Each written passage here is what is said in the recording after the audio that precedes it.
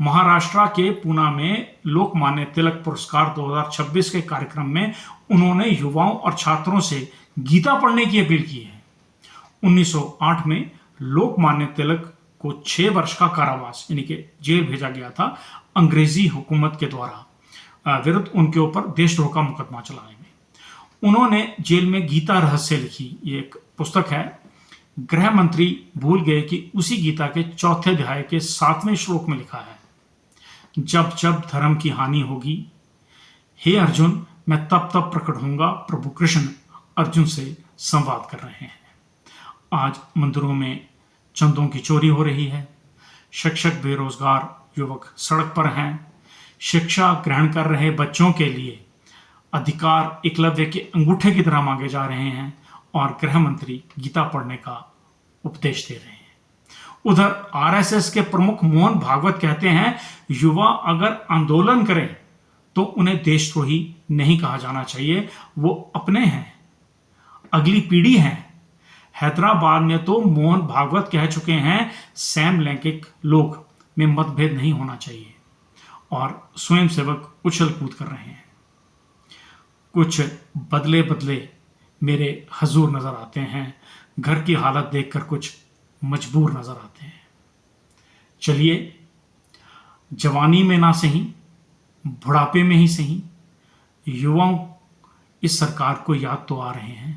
Bharatiya Janata party के नेताओं के हालात औरों को नसीहत, खुद मियाँ फजीहत जैसे हो गए हैं। जिन्होंने संविधान की सौगंध खाई हो और संविधान ही ना पढ़ा हो, वो आजकल युवा पीढ़ी को बुद्धिजीवियों की जीवनियां यानी कि बायोग्राफी पढ़ने का संदेश दे रहे हैं। पूर्व राष्ट्रपति रामनाथ कोविंद द्वारा लिखी गई अपनी आत्मकथा पुस्तक भारतीय गणराज्य की विजय, मेरा जीवन मेरा संघर्ष के विमोचन के अवसर पर 12 अगस्त को प्रधानमंत्री नरेंद्र मोदी ने युवाओं को आह्वान किया है कि वह बड़े लोगों की जीवनियां पढ़ें, उनके द्वारा लिखी पुस्तकें पढ़ें, सोशल मीडिया या रील से दूर रहें। प्रधानमंत्री की नसीहत उस समय आई है जब वह स्वयं रात को 12 बजे फ्रेंड्स को रील बना करके भेज रहे थे। प्रधानमंत्री ने रेलवे की पटड़ी के ऊपर से गुजरने का जिक्र करते हुए शॉर्टकट अपनाने का जिक्र किया और नसीहत दी कि शॉर्टकट जोखिम भरे होते हैं।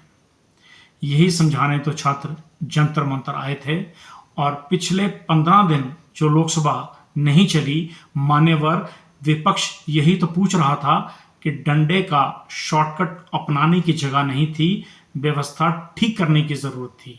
और अगर रील इतनी ही खराब है तो मान्यवर इसके माध्यम से जो आपकी आलोचना हुई है, जिसे आपकी प्रशासनिक भाषा में गालियां और अभद्र भाषा बताया गया है, कृपया उसे नजरअंदाज करते।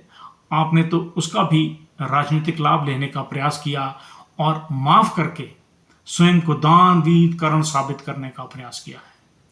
प्रधानमंत्री की नसीहत उस समय आई है जब भारत एआई यानी कि आर्टिफिशियल इंटेलिजेंस में 10,000 करोड़ रुपए का निवेश करने जा रहा है। गृह मंत्री तो उससे भी 2 कदम आगे निकले, क्योंकि यही युवा 11 साल पहले सत्ता में लाए थे, अब सत्ता से उतारने जा रहे हैं।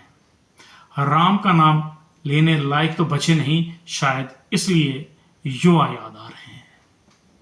नमस्कार।